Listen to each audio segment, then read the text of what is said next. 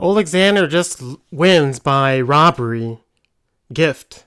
He was losing every single round. Credit to Fury for knowing Usyk inside out. Usyk just had a greedy belly.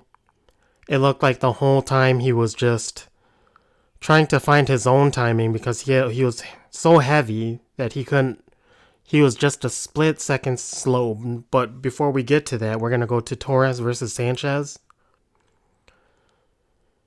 Torres loses by knockout. His trainer was Bomac. Bomac is like 0 and 200 in the last how many years of fighting, right? And if you want to count rigged fights as winning, okay, sure. Okay, he's 2 and 198 with Crawford winning 2 fights that he didn't actually win, right? But all of his other fighters were losing bad.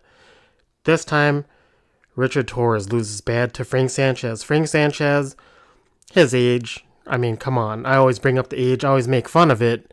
I made fun of it during his loss versus Adrian Caballel. The issue with that was that he wasn't throwing any punches against Caballel, right? And when we're looking at the way Caballel's fights have been going, in my opinion, looks like his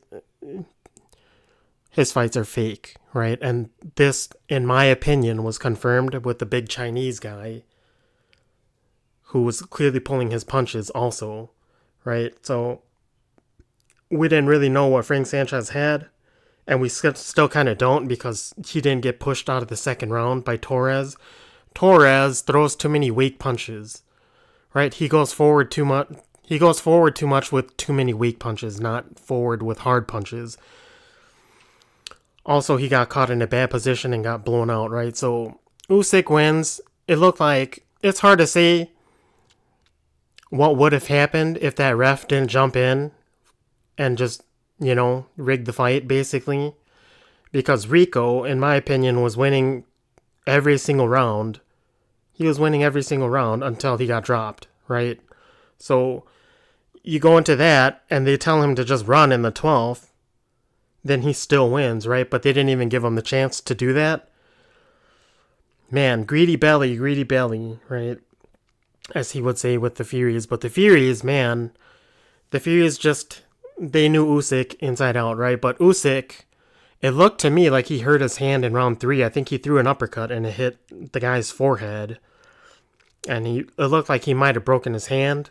And it looked like, in my opinion, like he might have given up, right? And it was very reminiscent to something like Tony Bellew, where he was losing every single round 10-8 because he just wasn't throwing punches. And then the other guy kind of tired, and then he just put it on him and just knocked him out, right?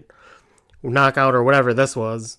Premature stoppage, controversial, rigged, whatever it is. But going to the months before this, I always said that this was going to be a good one. And the reason why is because Rico isn't just some guy like Francis Ngannou, right? Where he was just an MMA guy. Rico is an actual fighter. He's from kickboxing, yes, but he's a striker, so he's not going to tire as many people would think of when they're talking like a Brock Lesnar trying to box or something like that, right? Just wasn't going to happen. And when you're looking at the textbook basics of boxing when it comes to European fighters, Russians, Central Asians, and Asians, right? Their form of kickboxing is textbook boxing, right? Now, the positions might be a little bit different, but the defense is there for punches also, right?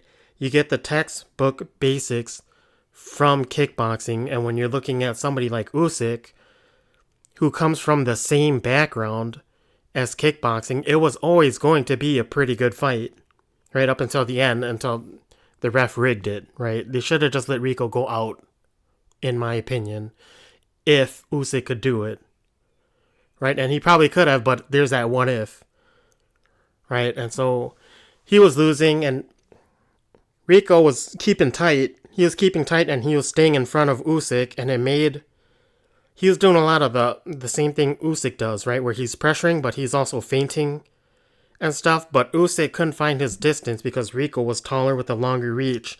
But he was standing right outside Usyk's range and keeping himself balled up tight and not letting Usyk find the range until, the very, very, very end where Usyk probably knew he was losing even without the open scoring. Probably knew he was losing and just decided to just bomb him out. Which should have been the game plan, right? When you're playing other sports like basketball or football, if a guy's trying to do like herky-jerky, tricky stuff, you just go right to it.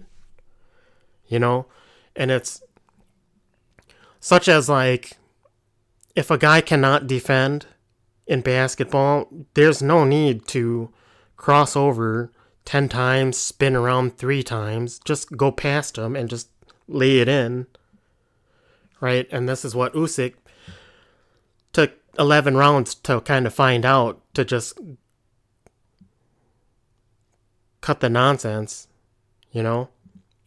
But even going back to the kickboxing and the boxing, and we're talking about the textbook basics of it, and how Rico was able to win every single round until he got counted out by the referee, right? The best example of a kickboxer going and dominating boxing, I've said this, I don't know, many times, probably like 10 years ago. The best example of these are the 2 Ukrainian brothers, the Klitschko brothers, who started out as kickboxers because that's what was the biggest sport, I think, in their country, whatever it was, until they took up boxing, right? Still had the textbook basics to box, right? But their style of kickboxing was like more taekwondo-ish rather than like whatever it is, right? So their form of blocking was a bit different than using the hands to block and parry like Rico was doing. And this, I think Usyk clearly took him lightly, right? And when he got in there, it was like he was befuddled or whatever it was. But also, I think he was probably told, in my opinion, if I had to speculate, to try to drag this on longer to make it a show. That's my opinion. So, I mean, man, I feel like I got a lot more to say, but I kind of pretty much cut it down already. So, they come from the same basics when it comes to fighting. The only thing was that one guy didn't really have boxing in his country, right? But at the heart of it, he was always a champion and a fighter. And that's what was, his energy levels and all that stuff. Top notch. Now, I'm not saying he's like a top boxer in the world of boxing, because one punch can end it all, right? Like, if you're going to put him against Dubois and Dubois just throws a right hand, like, Rico might be out, because size does matter. And this one, like I said, I think Usyk, the other guy was like 6'7" or something like that, right? And just juiced up like a bull, like an American, whatever I was going to say, steer, but I don't know if that's even the correct term, because my mind is, I'm not shocked. I'm shocked that Usyk didn't just take him out, because he could have just went to the body early, drowned him, and then taken him out, but he waited for Rico to pretty much gas himself out. But again, the Furies did have a really good game plan, and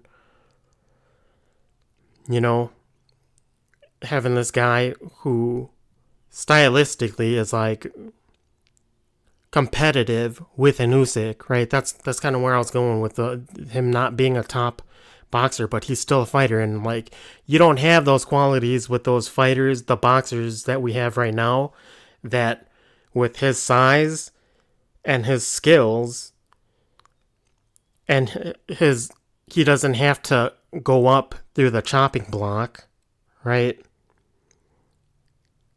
Has the ability to compete.